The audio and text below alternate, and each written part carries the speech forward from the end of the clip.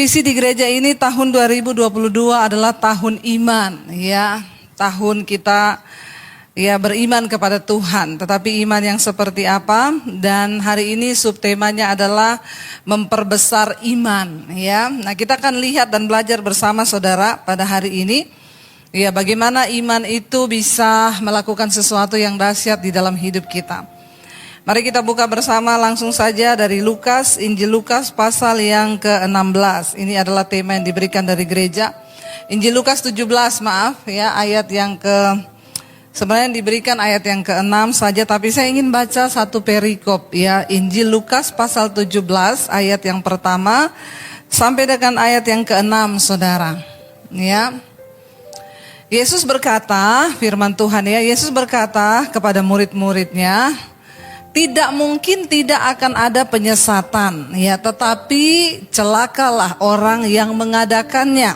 Ayat yang berikutnya, jawab, ya, ayat yang ke berapa ini? 2, ya, kita baca bersama saudara. Adalah lebih baik baginya jika sebuah batu kilangan diikatkan pada lehernya, lalu ia dilemparkan ke dalam laut, daripada menyesatkan salah satu dari orang-orang yang lemah ini. Yesus mengingatkan jadi kepada murid-muridnya akan ada penyesatan di akhir zaman. Jadi itu pasti akan ada. Ya, makanya gak usah bertanya lagi, Bu, kok ada pengajaran begini ya? Sekarang ada pengajaran yang ya terutama di YouTube itu saudara ya. Ya itu gak tahu dari Tiongkok sana kayaknya dia masuk, tetapi seperti rohani gitu, seperti Kristen gitu ya. Dan ternyata kalau nggak salah apa ya namanya ya, banyak yang konseling kepada saya itu gereja Tuhan yang Maha Kuasa atau apa ya. Itu di dalamnya pengajarannya adalah Tuhan itu perempuan. Dan ya banyak di antara yang sudah masuk ke grup-grup WA itu ya mengaku kepada saya mereka nggak bisa tidur. Bahkan kalau malam itu ada kayak bayangan-bayangan hitam lah datang segala macam. Saya bilang cepat keluar dari grup itu ya, karena memang otomatis ketika mereka ngeklik dari YouTube itu langsung masuk ke grup WA. Hati-hati saudara, Yesus sudah mengingatkan penyesatan akan ada di akhir zaman. Tetapi celakalah orang yang mengadakan penyesatan itu dan menyesatkan orang-orang yang lemah. Makanya kita gak boleh lemah, karena kalau kita lemah kita pasti ikut tersesat. Ya, lalu di sana Yesus bilang lebih baik orang yang menyesatkan itu diikat dengan batu kilangan lalu ditenggelamkan di dalam laut. Ya, sampai seperti itu Yesus memperingatkan karena berbahaya penyesatan itu. Lalu ayat yang berikutnya, ayat yang ketiga kita baca bersama saudara. Jagalah apa? Dirimu.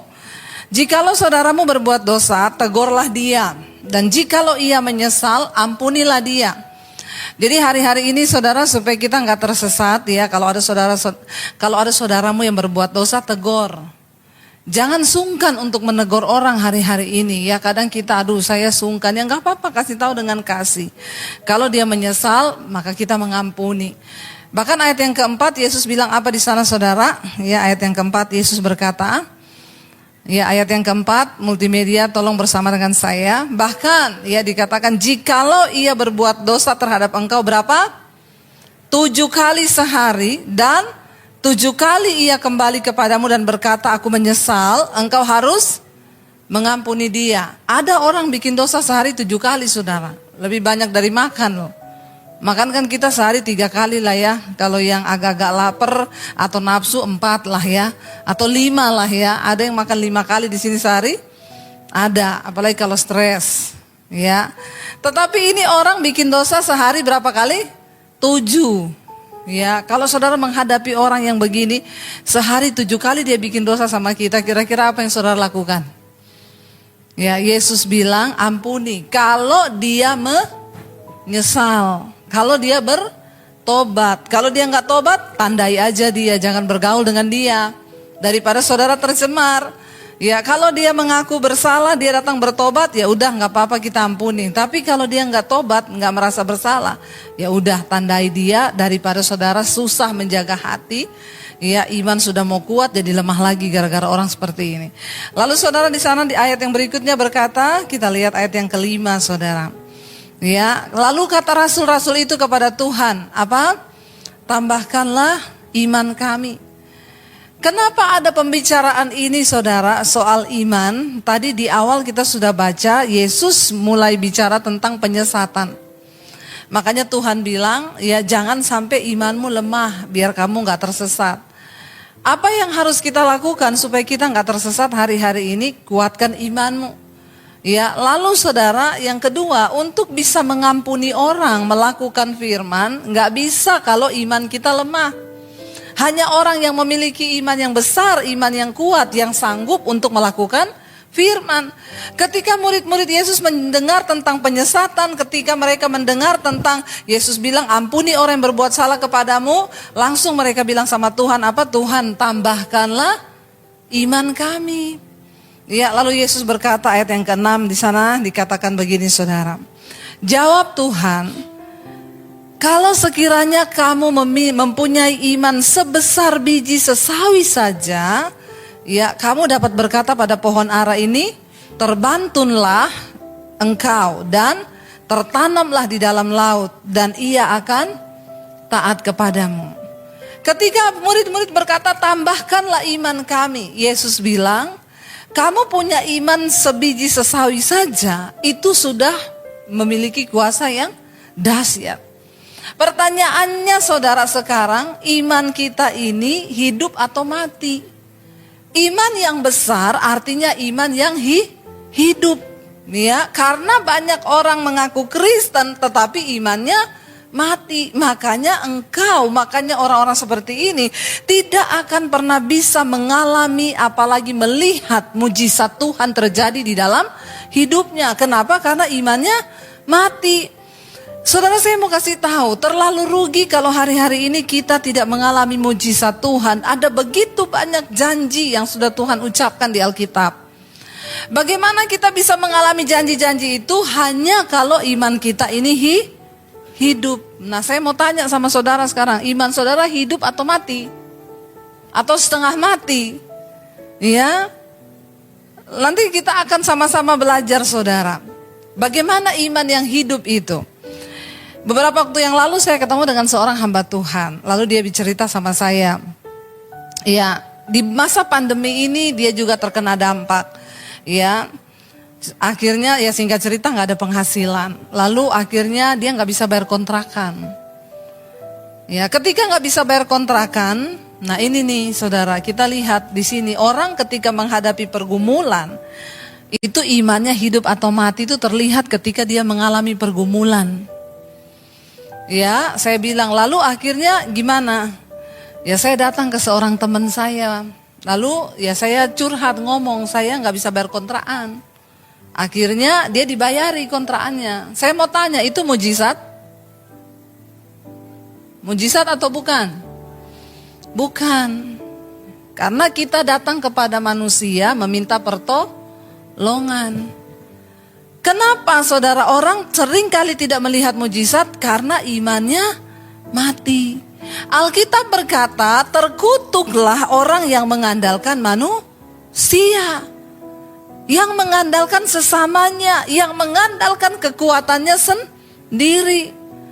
Tetapi diberkatilah orang yang mengandalkan Tuhan. Bagaimana supaya kita ini hidup diberkati? Kita harus mengandalkan Tuhan. Bagaimana kita bisa mengandalkan Tuhan? Iman itu harus hidup karena Tuhan tidak kelihatan. Kenapa ketika kita mengalami masalah kita cepat cari orang, kita cepat cari pertolongan yang lain? Karena manusia kelihatan. Ya, waktu ada masalah langsung ke penggadaian. Daripada kepada Tuhan lebih baik ke penggadaian. Karena penggadaian itu menyelesaikan masalah tanpa,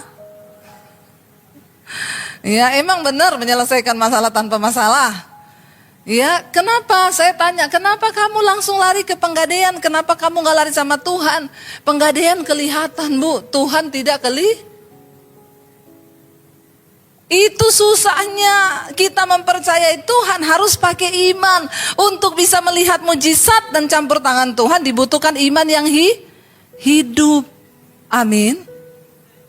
Ya, kalau kontrakan habis lari sama manusia cari pinjaman dibayari orang, engkau tidak akan pernah bisa mengalami Tuhan. Ya, saya Saya dulu mengalami saudara, ketika saya dan suami ada di Jakarta, Tuhan panggil kita datang ke Jakarta untuk pindah dari Solo. Lalu kontrakan saya habis waktu itu di Jakarta. Kita belum ada pelayanan tetap waktu itu saudara. Dan secara manusia kontrakan habis gak punya uang. Kalau saudara jadi saya di Solo punya rumah. Saya di Solo juga pelayanan. Beberapa teman pelayanan di Solo udah ngomong, kalau kalian di Jakarta mengalami hambatan, pulang lagi ke Solo, pintu terbuka lebar. Saya punya rumah di Solo, di Jakarta mau bayar kontrakan gak ada uang. Menurut logika manusia, apa yang harus kami pilih? Kalau saudara jadi kami juga, apa yang harus kita pilih? Pulang ke Solo, ada jaminan kehidupan di sana. Lalu kami berdoa, tapi karena memang kita sudah dapat panggilan untuk di Jakarta. Sekalipun tidak ada dasar untuk kami berharap di Jakarta, tapi Tuhan sudah teguhkan kita bahwa panggilan kita di Jakarta. Tuhan mau bayar kontrakan gak ada duit. Saya tidak lari kepada manusia, saya nggak cari siapapun, saya tidak menghubungi teman pengusaha, saya nggak cari saudara suami saya atau kakak ipar saya atau saudara saya, enggak. Kita berdoa sama Tuhan, kita minta tanda gini, Tuhan, kalau memang kami di Jakarta, ini kita nggak ada uang mau bayar kontrakan, kita punya rumah di Solo. Kalau Tuhan berkehendak kita pindah di Jakarta, rumah itu kita iklankan di koran. Dalam waktu 1 minggu kita iklankan, kalau ada yang nawar, karena kita sudah bulat ya udah berarti kita ini sepakat kita di Jakarta ya.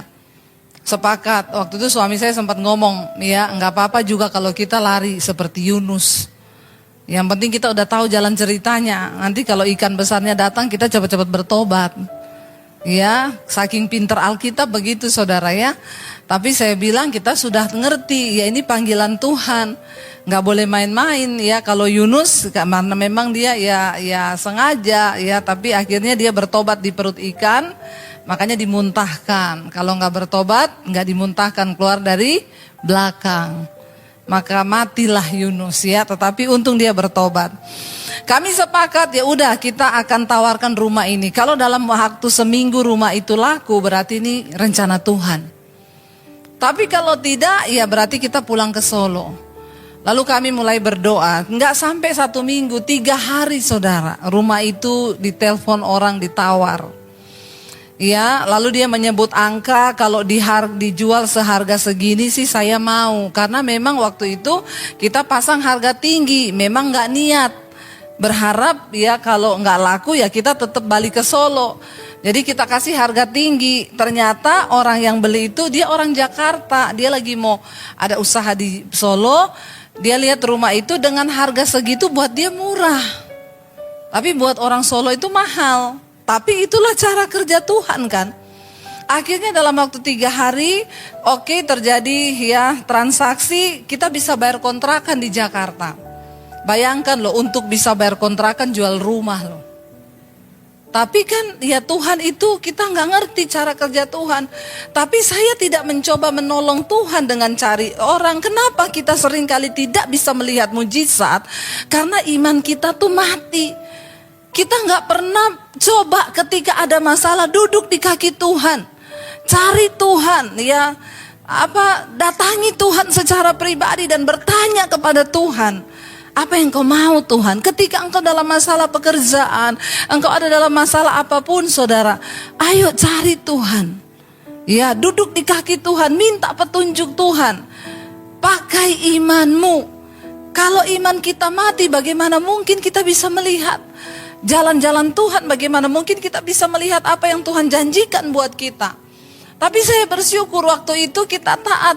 Mengikut Tuhan harus dengan iman. Terkutuklah orang yang mengandalkan kekuatannya sendiri, yang mengandalkan manusia. Artinya apa? Waktu kita hidup mengandalkan kekuatan kita dan hikmat kita sendiri, bahkan orang lain, itu berarti kan kita gak pakai iman. Nah, diberkatilah orang yang mengandalkan Tuhan. Bagaimana cara kita mengandalkan Tuhan? Harus pakai iman. Ayo aktifkan imanmu saudara. Jangan biarkan iman kita mati sehingga kita tidak melihat perkara-perkara supranatural yang Tuhan sediakan bagi saudara dan saya.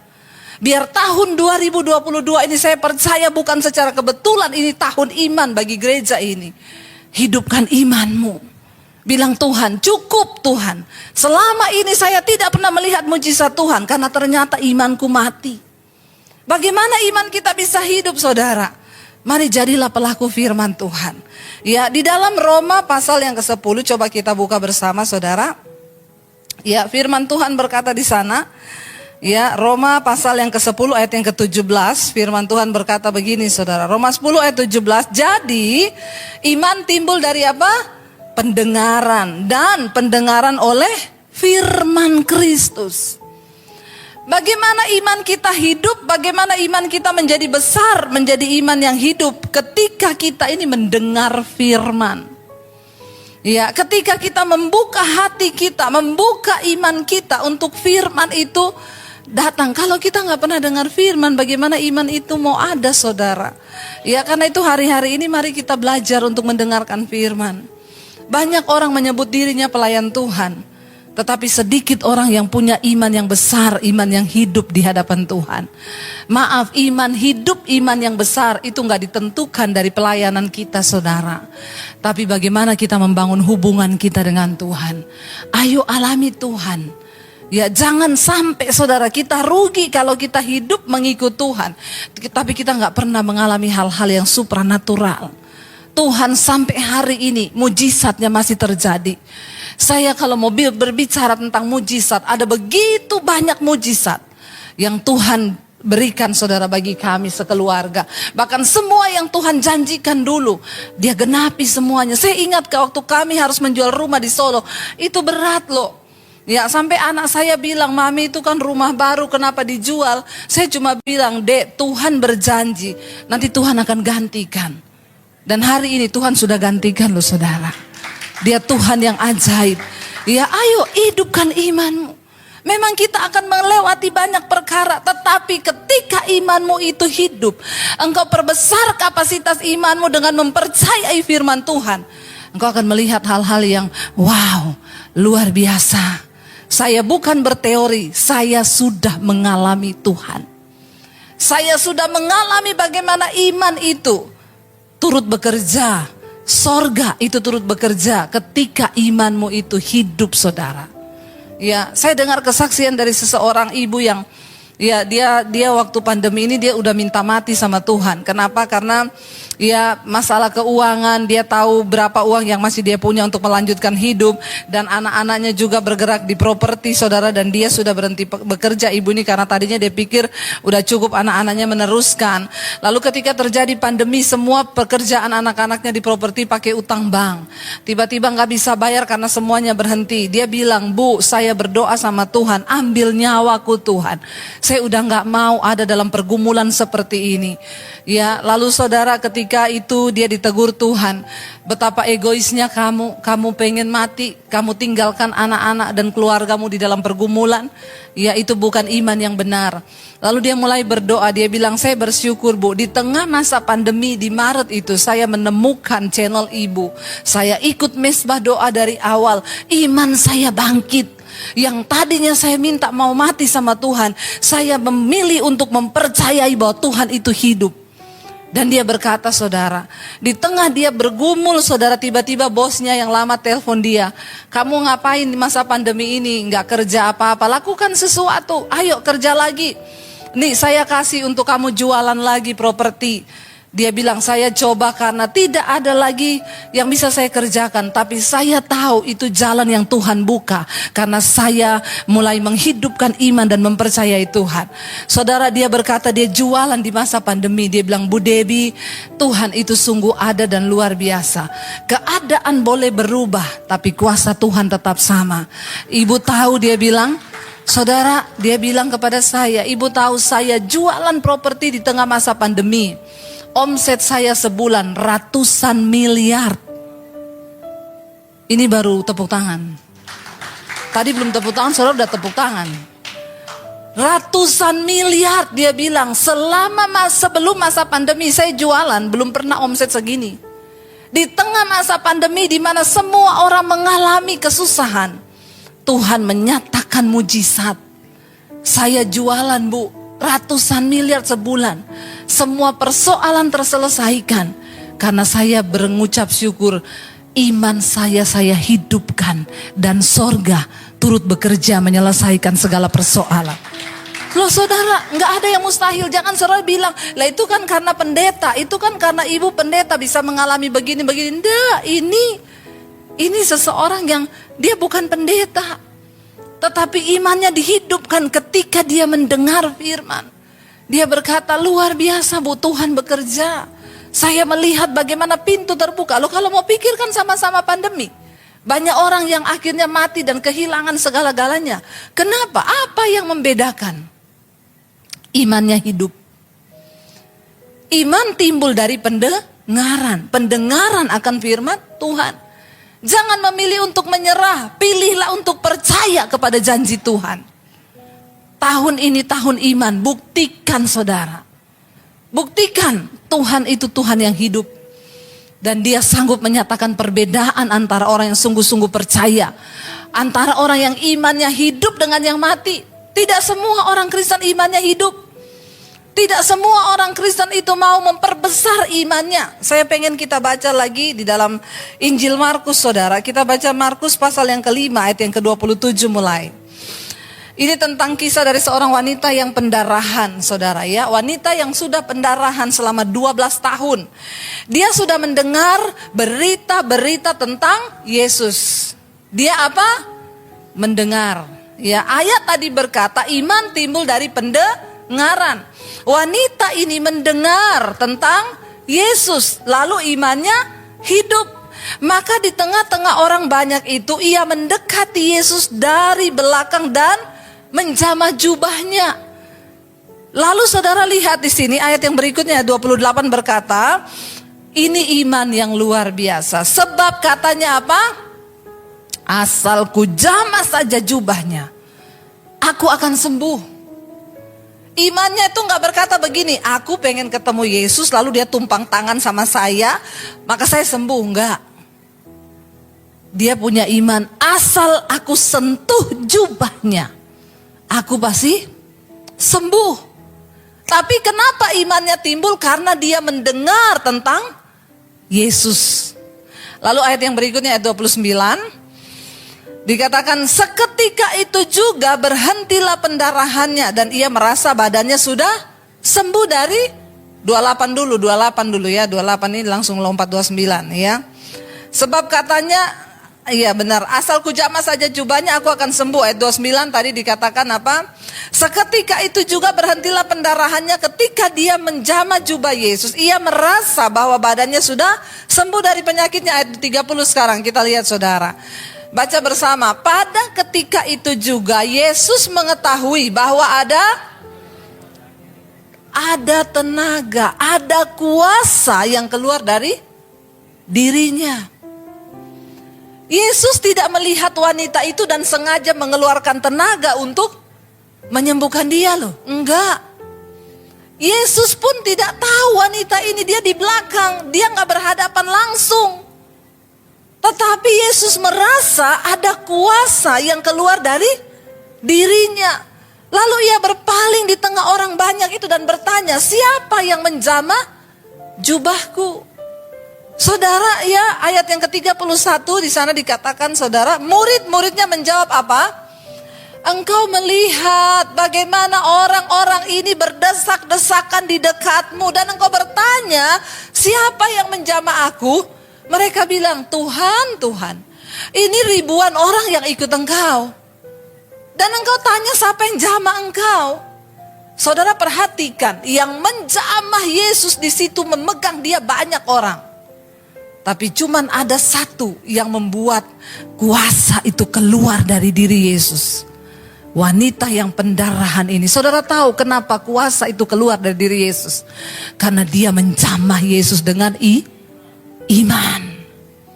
Mungkin banyak orang datang berbondong-bondong kepada Yesus. Engkau datang berdoa setiap hari Minggu.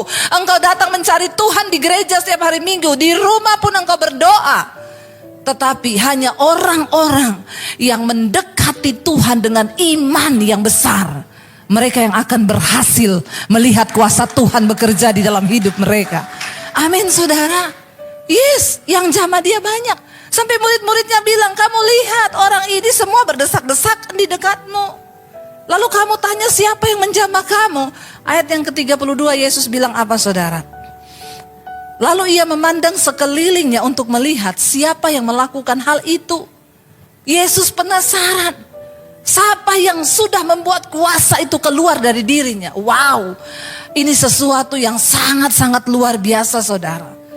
Iman mampu menarik kuasa Kristus. Engkau bahkan tidak perlu ketemu pendeta berhadapan untuk ditumpang tangan. Dengar, Tuhan Yesus tidak berubah sampai hari ini. Engkau bisa menjangkau kuasa sorgawi untuk turut bekerja di dalam hidupmu ketika engkau menghampiri Tuhan dengan iman. Lalu Yesus melihat sekelilingnya, dia pengen tahu siapa yang melakukan hal itu.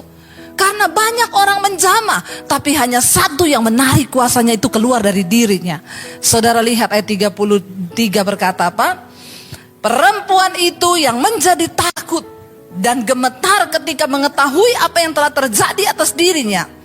Dia tampil dan tersungkur di depan Yesus dan dengan tulus memberitahukan segala sesuatu kepadanya. Dia cerita. Ya, bahwa dia sakit dan dia berkata, asalku jamah saja jubahmu, aku sembuh. Lalu ayat 34 apa yang Yesus katakan saudara? Maka katanya kepada perempuan itu, hai anakku apa? Imanmu telah menyelamatkan engkau. Pergilah dengan selamat dan sembuhlah dari penyakitmu. Amin saudara. Siapa yang menyelamatkan dia? Iman. Siapa yang menyembuhkan dia? Imannya. Karena percaya dia mendengar tentang perbuatan ajaib yang Yesus lakukan. Saudara, berapa kali kita sudah mendengar tentang Tuhan turut bekerja dalam segala perkara. Berapa kali kita sudah mendengar bahwa dia Tuhan yang tidak pernah meninggalkan kita sendiri. Berapa banyak kali kita sudah mendengar tentang janji-janji Tuhan bahwa dia sanggup memberkati hidup kita. Tetapi berapa banyak kali juga kita sudah mengalami itu. Kita sekarang termasuk seorang iman wanita ini atau iman orang banyak. Ya, iman wanita ini luar biasa. Dia mendekati Yesus dengan sebuah rasa percaya yang besar. Orang lain menyentuh Yesus di situ, tapi mereka tidak memiliki iman yang sama dengan wanita ini. Hari ini saudara, pilihan ada di tangan kita. Apakah kita mau datang kepada Tuhan sebagai orang-orang yang datang dengan iman yang besar, iman yang menyembuhkan, iman yang menyelamatkan, iman yang memulihkan ekonomi keluargamu? Tidak ada perkara yang mustahil bagi Tuhan. Karena itu tetaplah percaya. Keadaan boleh berubah, tapi Tuhan kita tidak pernah berubah. Apapun boleh terjadi, tapi mari dengan iman kita perkatakan, aku punya Tuhan yang besar. Tuhan yang sanggup melakukan segala perkara di dalam hidupku. Tetapi satu hal saudara, bagaimana itu bisa terjadi? Hanya waktu kita bersepakat dengan Tuhan. Bersepakat dengan firman-Nya, maka kita akan melihat saudara, janji-janji, berkat-berkat Tuhan itu akan terjadi dalam hidup kita. Berhenti untuk meratapi nasibmu. Ingat, miskin dan kaya itu nasib bukan takdir. Masih bisa berubah. Mungkin kita berkata, saya nggak punya cara untuk merubahnya. Tuhan sanggup membuka jalan. Tidak ada yang mustahil bagi Tuhan. Apa yang saya dan keluarga alami di masa pandemi, itu juga bukti bahwa dia Tuhan yang sanggup membalikan keadaan. Saya ulang-ulang bersaksi, kami yang tadinya sudah mau jual rumah Jakarta pulang ke Solo. Ternyata Tuhan berkata lain. Tapi saya cuma bilang, aku percaya Tuhan, Engkau Tuhan yang tidak pernah berubah. Apapun keadaan di hidupku, aku mau tetap mempercayaimu. Itu yang saya katakan. Siapa yang menyangka Tuhan membalikan keadaan. Dan semuanya berubah, gak jadi jual rumah, malah beli rumah. Tuhan itu dahsyat. Dia sanggup melakukan segala perkara, asal kita punya iman yang hidup. Saya undang para imam musik maju ke depan. Mari kita bangkit berdiri bersama saudara. Kita mau katakan di hadapan Tuhan, aku punya Tuhan yang besar. Tuhan yang sanggup menggenapi segala janjinya dalam hidup kami. Ketika kita bersepakat dengan Tuhan, maka dia Tuhan yang sanggup melakukan segala perkara. Saudara, jangan ratapi keadaanmu hari ini. Jangan bilang kepada Tuhan, Tuhan masalahku terlalu besar. Tapi bilang pada masalahmu, aku punya Tuhan yang besar. Tuhan yang sanggup melakukan segala perkara di hidupku. Datang pada Tuhan dengan iman. Mari kita mau datang seperti wanita itu. Begitu banyak orang menjamah Yesus, tapi hanya wanita ini yang menarik kuasa Tuhan. Hari ini engkau bisa menarik kuasa surgawi turun atas hidupmu. Engkau bisa menarik kuasa surgawi turun atas rumah tanggamu. Hanya dengan iman hampiri Tuhan. Aku punya Tuhan yang besar, yang tak berjanji dan sanggup menggenapi imanku bersepakat percaya kuasa-Nya. Ku terima sekarang kemenangan darimu.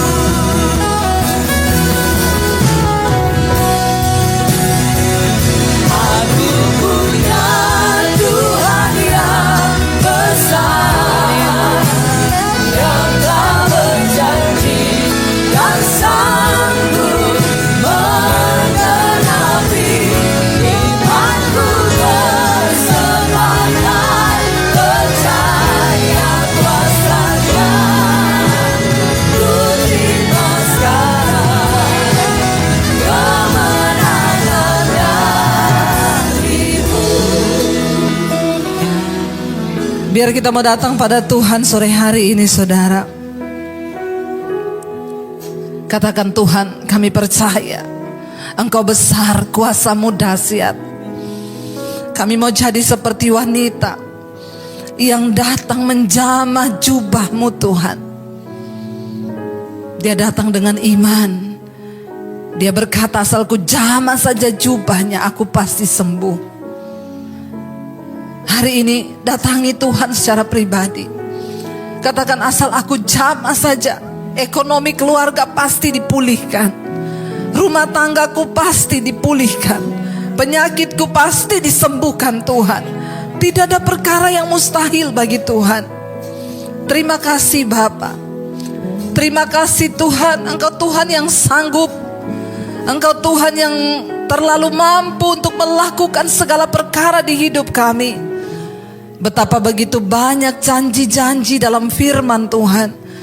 Kami mau mengalami semua janji itu Tuhan. Kami tidak ingin jadi orang Kristen biasa-biasa saja. Tahun ini akan menjadi tahun iman. Iman yang hidup bagi setiap kami. Mampukan kami Tuhan untuk bisa melihat lebih daripada keadaan kami. Kami mau memandang dengan mata iman bahwa Tuhan tidak pernah berubah atas hidup kami. Mari saudara, engkau yang mau sungguh-sungguh percaya pada Tuhan, angkat tanganmu saudara. Saya akan berdoa buat saudara. Engkau melihat setiap tangan yang terangkat Tuhan.